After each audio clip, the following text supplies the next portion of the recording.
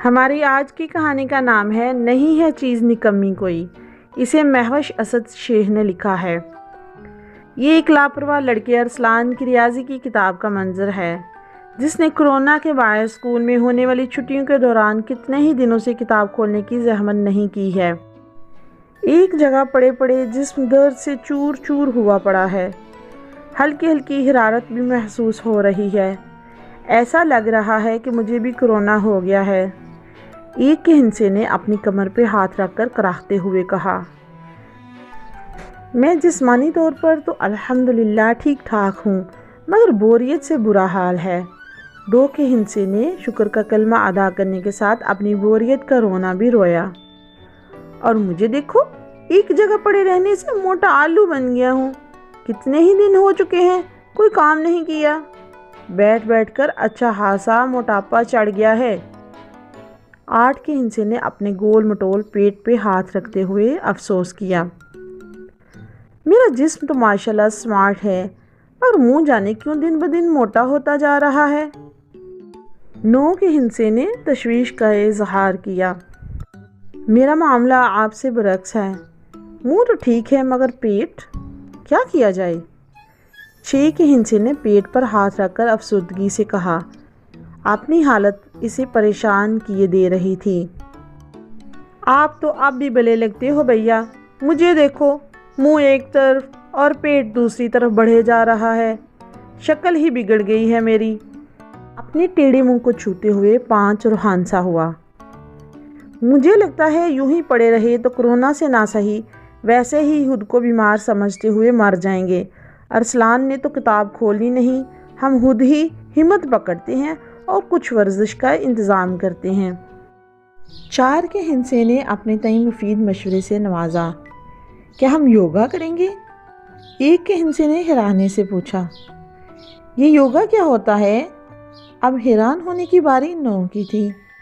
ایک خاص قسم کی ورزش کو کہتے ہیں، 1 کے ہندسے نے آسان الفاظ میں بتایا۔ ورزش؟ کیسی ورزش؟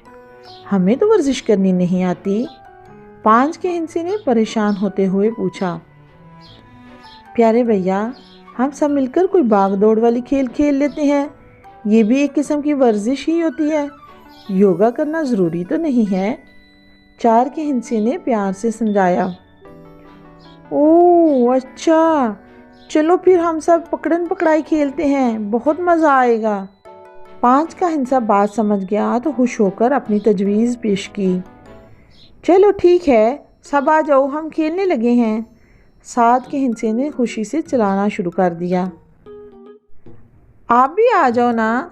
1 کے ہندسے نے 0 کو اپنی طرف تنہا بیٹھے دیکھا تو آواز دے ڈالی، اس 0 بیچارے کو کون پکڑے گا، کسی نے منہ بھی نہیں لگانا۔ سب جانتے ہیں کہ 0 کی کوئی اہمیت نہیں۔ 3 کے ہندسے نے کہکا لگایا۔ 0 جو خوش ہو کر اپنی جگہ سے اٹھنے ہی والا تھا، 3 کی بات سن کر اداسی سے واپس بیٹھ گیا۔ آپ سے کس نے کہہ دیا کہ 0 کی کوئی اہمیت نہیں؟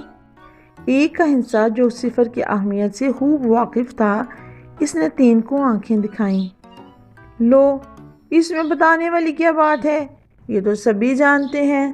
3 نے شانے اچکائے، آج اپنی غلط فہمی دور کر ہی لیجئے، آج کے بعد اسے بیچارہ مت کہیے۔